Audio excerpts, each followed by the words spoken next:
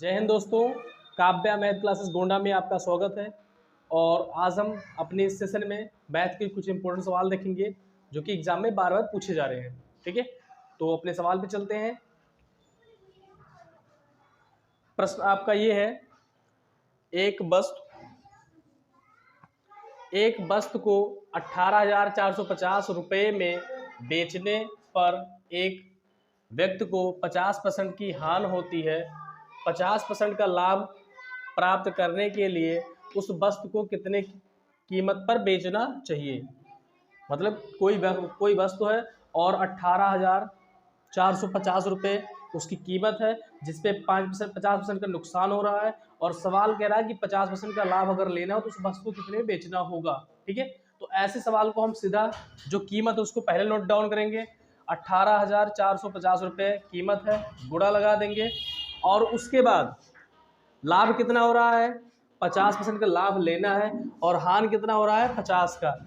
तो 50 नीचे लिख देंगे कि 100 में से 50 घटाएंगे तो 50 बचेगा। और लाभ अगर लेंगे 50% तो 100 में जोड़ देंगे कितना हो जाएगा, 150 हो जाएगा। और फिर काटा पीटी शुरू कर देंगे। 50 एकम 50, 50 तिया 150, मतलब 18,450 गुणे में 3, 3 0 0, 3 बचे 15, 3 चौके 12, 13, 3 8 24, 25 और 3 एकम 3 और 2 5, 55,350 रुपये उसकी कीमत हो जाएगी। ठीक है, तो ये इसका आंसर हो जाएगा। चलिए दोस्तों, अगला क्वेश्चन देखते हैं अपना, जो कि वर्क एंड टाइम का क्वेश्चन है। कह रहा कि ए एक कार्य को 20 दिनों में पूरा कर सकता है तथा बी उसी कार्य को 25 दिनों में पूरा कर सकता है। यदि वह दोनों मिलकर कार्य करें तो 3 दिन में कुल कार्य का कितना प्रतिशत कार्य पूरा हो जाएगा। मतलब ए कार्य करता है 20 दिन में और बी कार्य करता है 25 दिन में। ठीक है, और क्वेश्चन हमसे ये पूछ रहा है कि 3 दिनों तक काम किए दोनों लोग मिलकर और कार्य का कितना प्रतिशत होगा, ये चीज पूछ रहा है। तो पहले हम लिखेंगे यहाँ पर कि ए कार्य कर रहा है 20 दिन में, बी कार्य कर रहा है 25 दिन में। इन दोनों का एलसीएम हो जाएगा, 100। 20 पंचे 5 यूनिट और 25 चौके 4 यूनिट। ठीक है, इन 20 और 25 का एलसीएम 100 हो जाएगा, मतलब पूरा कार्य जो होगा वो 100 हो जाएगा। और 20 पंचे 100, मतलब 5 यूनिट काम करेगा ए और 25 चौके 100, एक दिन में 4 यूनिट काम करेगा बी। ठीक है, और हमसे सवाल कह रहा है कि इन्होंने 3 दिन तक कार्य किए हैं दोनों लोग मिलकर, तो 3 दिन का वर्क निकालेंगे हम। 3 दिन का कार्य तो 5 और 4 9 और 9 गुणे 3 9 त्रिक 27 कार्य हो जाएगा। और हमसे पूछ रहा है तो ये बताओ कि कार्य का कितना प्रतिशत होगा। अगर टोटल वर्क 100 है और 27 कर रहे हैं, 100 में 27 कर रहे हैं, इसका मतलब हो जाएगा 27%। इसका मतलब कार्य का 27% कार्य कंप्लीट हो जाएगा। इसका आंसर हो जाएगा ये। ठीक है बच्चों,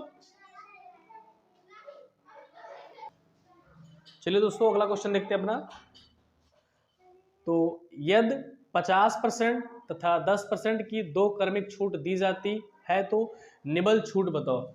मतलब 50% और 10% की दो छूट दी जा रही है, और मतलब क्रमिक छूट दी जा रही है, और सवाल हमसे पूछ रहा है तो बताओ निबल छूट क्या होगा उसका।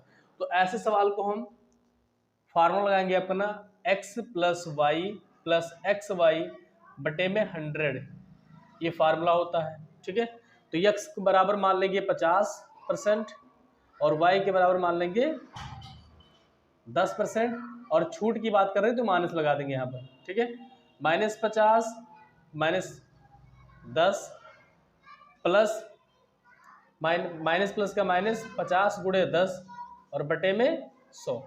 x की वैल्यू 50, y की वैल्यू -10 और x y मतलब 50 गुणे 10 बटे में 100।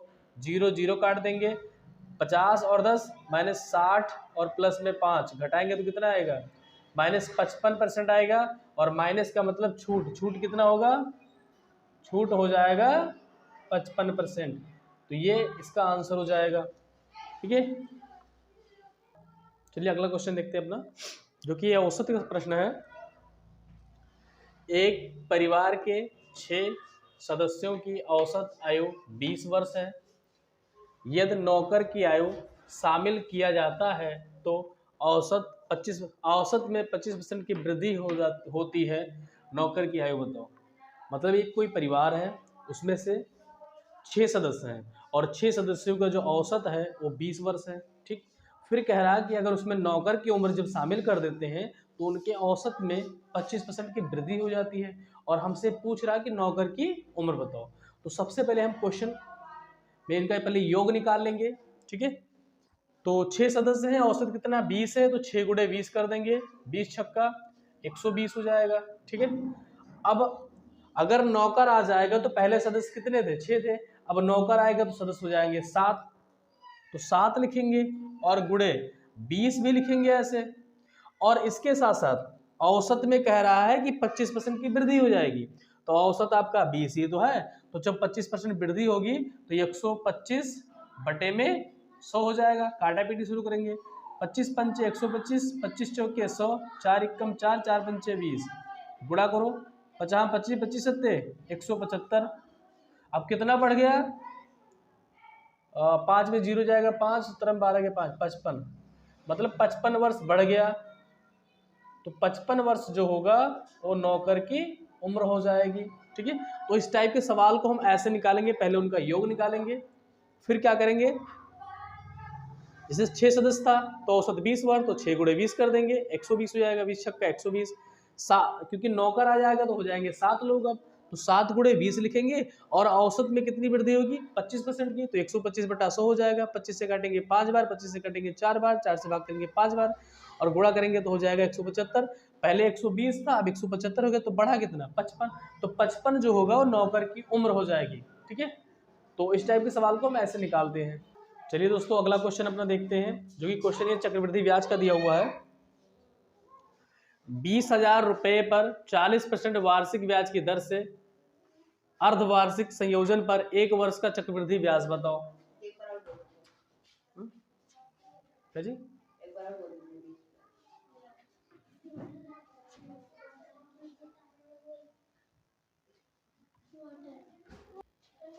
चलिए क्वेश्चन को एक बार फिर से देख लेते हैं। 20,000 रुपए पर 40% की वार्षिक दर से अर्धवार्षिक संयोजन पर 1 वर्ष का चक्रवृद्धि ब्याज बताओ। 20,000 रुपया है, रेट आपका 40% वार्षिक है, 40% वार्षिक है, 40% वार्षिक दिया है, और 1 साल के चक्रवृद्धि ब्याज कह रहा है। तो यहां पर हम लिखेंगे पहले 20,000, पहले आर लिखेंगे आपका 40%, ये वार्षिक दिया है।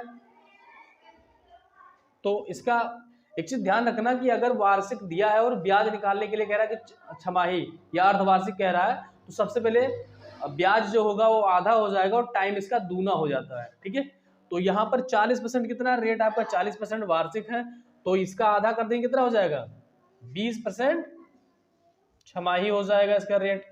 समय कितना है, टाइम 1 वर्ष दिया है, और 1 वर्ष में कितनी छमाहियां होती हैं, 2 छमाही होती हैं, ऐसे लिख देंगे यहाँ पर। अब लिखेंगे 20,000 रुपया गुणे 20,000 रुपया गुणे 20% छमाही, तो क्योंकि छमाही निकालने के लिए कह रहा है, तो 120 बटे में कितना हो जाएगा 100 हो जाएगा। और 2 वर्ष 2 छमाही की बात करें तो 2 बार लिखेंगे, 120 बटे में 100 हो जाएगा। 0 से 0 कट गया, ये 0 से 0 कट गया, 200 गुणे में 12 और 12 गुणा 144, और यहाँ जब गुणा करेंगे तो हो जाएगा 0 0, 2 चौके 8, 2 चौके 8, 2 एकम 2, 28,800 हो जाएगा। लेकिन हमसे सीआई पूछ रहा है तो हम क्या करेंगे, 28,800 में से 20,000 को माइनस कर देंगे, तो हो जाएगा 8,880 रुपया जो होगा वो इसका कंपाउंड इंटरेस्ट हो जाएगा, जो कि 8,888 रुपये इसका चक्रवृद्धि ब्याज हो जाएगा। तो चलिए क्वेश्चन को एक बार फिर से देख लेते हैं। 20,000 रुपए पर 40% वार्षिक ब्याज की दर से अर्धवार्षिक संयोजन पर 1 वर्ष का चक्रवृद्धि ब्याज कितना होगा। तो रेट आपका 40%, तो छमाही में 20% हो जाएगा, टाइम आपका 1 वर्ष है तो 2 छमाही बन जाएगा, और 20,000 ऐसे लिखेंगे, और 20% छमाही की बात कर रहा है तो 20 लिखेंगे, 120 बटे में 100 गुणे में 120 बटे में 100, 2 जीरो से 2 जीरो कटेगा, और 2 जीरो से 2 जीरो यहाँ कैंसिल कर देंगे, आ जाएगा 200, और 12 गुणा करेंगे 144, जब गुणा करेंगे तो 28,800 आ जाएगा। और 28,800 जो आपका है अमाउंट आपका है। तो 28,800 में से 20,000 माइनस करेंगे तो 8,880 हो जाएगा।